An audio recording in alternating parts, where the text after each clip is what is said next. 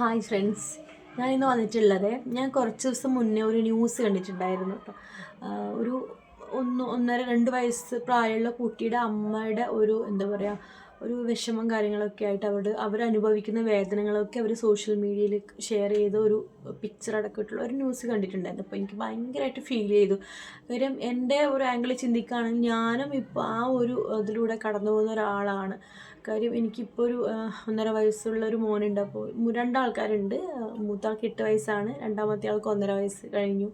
അപ്പോൾ ആ ഒരു അമ്മ അനുഭവിക്കുന്ന വേദനകൾ ഇപ്പോൾ നമുക്ക് എല്ലാ വീട്ടുകളിലും അങ്ങനെയുള്ളവരുണ്ടാവും. പണ്ട് കാലത്തെ പോലെ ഒരുപാട് ആൾക്കാരൊന്നും കൂട്ടുകുടുംബമായിട്ടൊന്നും ജീവിക്കുന്നവരല്ല. എല്ലാവരും അവരവരുടെ ഫാമിലി ആയിട്ട് മാറിക്കഴിഞ്ഞിട്ടുണ്ട്. അപ്പോൾ കുട്ടികളെ നോക്കാനുള്ള ബുദ്ധിമുട്ടും വീട്ടിലെ ജോലികളൊക്കെ ആയിട്ട് ഭയങ്കര സ്ട്രെസ്ഫുൾ ആയിട്ടുള്ളൊരു ലൈഫാണ് ഇപ്പോൾ എല്ലാവർക്കും.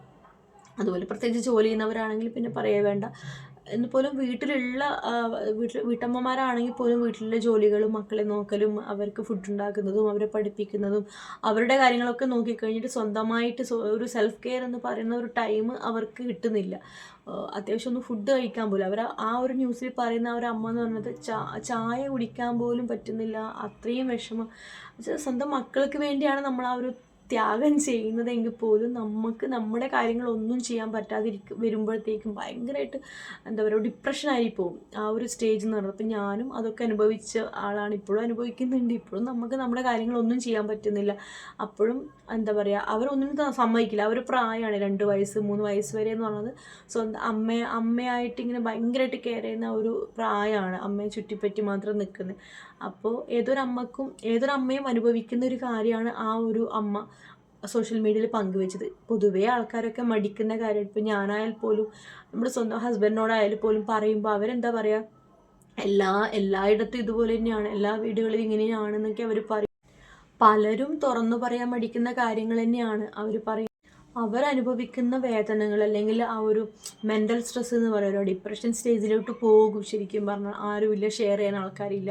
അതുകൊണ്ടാണ് അവർ തുറന്ന് സംസാരിക്കാനോ അവരെ ഹെൽപ്പ് ചെയ്യാൻ പോലും ആരും ഇല്ലാത്തതുകൊണ്ടാണ് അവർ ഒരു സോഷ്യൽ മീഡിയയിലൂടെ അത് പങ്കുവയ്ക്കുന്നത്. അതുപോലെ അനുഭവിക്കുന്ന അമ്മമാരുണ്ടാവില്ല. അപ്പോൾ അവർ എന്താ പറയുക, ഇപ്പോൾ കമൻസിലൂടെ ആയാലും അവരുടെ അഭിപ്രായം ഷെയർ ചെയ്യുമ്പോൾ അവർക്ക് കുറച്ച് ആശ്വാസമുണ്ട്. അപ്പോൾ എന്നെപ്പോലെ മറ്റുള്ളവരും ഉണ്ടെന്നൊക്കെ അറിയുമ്പോൾ അവർക്ക് ചെറിയൊരു ആശ്വാസം കിട്ടും. ഇപ്പം നമ്മുടെ ബെസ്റ്റ് ഫ്രണ്ടിനോട് അല്ലെങ്കിൽ നമ്മുടെ ഫാമിലിയിലുള്ള ആരോടെങ്കിലുമൊക്കെ ഇത് തുറന്നു പറയുമ്പോൾ നമുക്ക് കിട്ടുന്ന ഒരു ആശ്വാസം ഉണ്ടാവുമല്ലോ. അപ്പോൾ അതാണ് അവർക്ക് കിട്ടുന്നത്.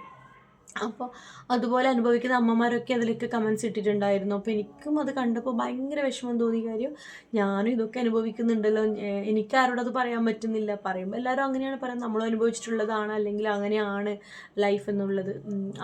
ആ കുട്ടികൾ ആ ഒരു സ്റ്റേജ് എത്തുന്നവരെ നമ്മുടെ അമ്മമാരുടെ ഒരു കെയറിലായിരിക്കും. അപ്പോൾ അവരുടെ സ്വന്തം ആയിട്ടുള്ള കാര്യങ്ങൾ, എന്താ പറയുക, ബേസിക് ആയിട്ടുള്ള കാര്യങ്ങൾ പോലും ചെയ്യാൻ പറ്റാത്ത ഒരു സിറ്റുവേഷനാണ് ആ ഒരു വയസ്സെന്ന് പറയുന്നത്.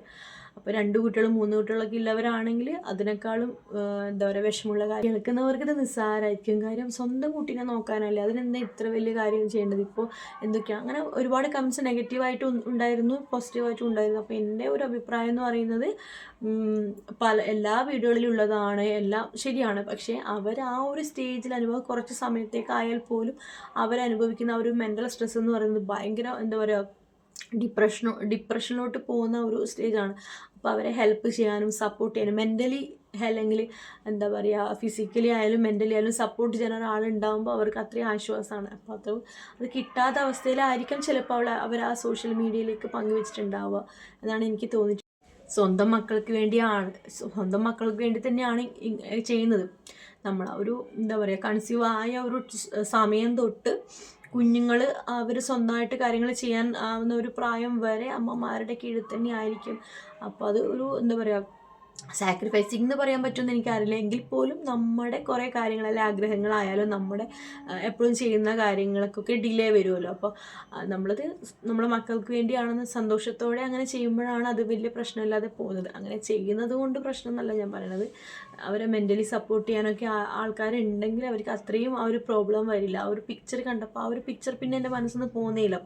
അത് ഞാനുമായിട്ടും അല്ലെങ്കിൽ എന്നെപ്പോലെ അനുഭവിക്കുന്നവരായിട്ട് ഇങ്ങനെ കമ്പയർ ചെയ്യുന്ന സമയത്ത് ശരിയാണ്, എല്ലാവരും അനുഭവിക്കുന്ന കാര്യങ്ങളാണ് ഈ ഒരു സ്റ്റേജ് എന്ന് പറയുന്നത്.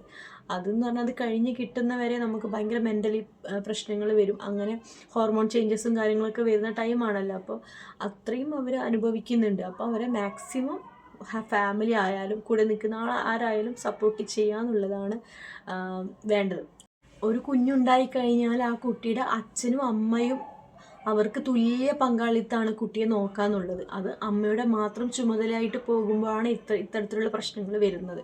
പൊതുവേ വീട്ടിലുള്ള ജോലികളും മറ്റുള്ള പണികളും അല്ലെങ്കിൽ മൂത്ത കുട്ടി ഉണ്ടെങ്കിൽ ആ കുട്ടിയുടെ കാര്യങ്ങളൊക്കെ ചെയ്തിട്ട് അങ്ങനെ എന്താ പറയുക, മൊത്തം ഒരു വീട്ടിലെ എല്ലാ ജോലികളും കുട്ടിയുടെ നോക്കലും എല്ലാ കാര്യങ്ങളും ഒരാളിലേക്ക് മാറുമ്പോഴാണ് ഈ ഒരു പ്രശ്നം വരുന്നത്. അത് അച്ഛനും അമ്മയും കൂടി ഷെയർ ചെയ്തിട്ട് എന്താ പറയുക, രണ്ടുപേരും കൂടി കുട്ടിയെ നോക്കുവാണെങ്കിൽ അത് ഭയങ്കര ഹാപ്പി ആയിട്ട് പോകുമെന്നാണ് എനിക്ക് തോന്നിയിട്ടുള്ളത്.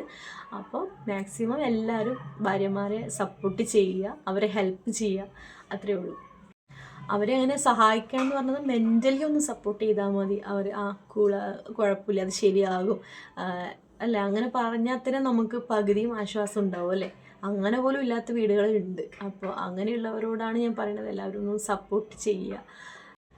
അപ്പോൾ ഇത്രയേ ഉള്ളൂ ഇന്നത്തെ വീഡിയോ എന്ന് പറയുന്നത്. ഞാൻ ആ ഒരു ന്യൂസ് കണ്ടപ്പോൾ തൊട്ട് വീഡിയോ ചെയ്യണമെന്ന് വിചാരിച്ചതാണ്. പ്രത്യേകിച്ച് ഞാൻ ആ ഒരു സ്റ്റേജിലൂടെ പോകുന്ന ഒരാളായതുകൊണ്ട് മാത്രമാണ് ഞാൻ ഈ വീഡിയോ ചെയ്തത്. റിയാക്ഷനോ കാര്യങ്ങളോ ഒന്നുമല്ല, നമ്മുടെ ഒരു അഭിപ്രായം മാത്രമാണ് ഇതിലൂടെ ഷെയർ ചെയ്യുന്നത് കേട്ടോ. അപ്പോൾ ഇത്രയേ ഉള്ളൂ. വീഡിയോ നിങ്ങൾക്ക് ഇഷ്ടപ്പെടുകയാണെങ്കിൽ തീർച്ചയായിട്ടും വീഡിയോ സപ്പോർട്ട് ചെയ്യുക, ലൈക്ക് ചെയ്യുക. സബ്സ്ക്രൈബ് ചെയ്യാത്ത പുതിയ ആൾക്കാരുണ്ടെങ്കിൽ സബ്സ്ക്രൈബ് ചെയ്ത് സപ്പോർട്ട് ചെയ്യുക കേട്ടോ. അപ്പോൾ മറ്റുള്ളവർക്ക് യൂസ്ഫുൾ ആണെന്ന് തോന്നുകയാണെങ്കിൽ ഷെയർ ചെയ്യുക. അപ്പോൾ താങ്ക് യു.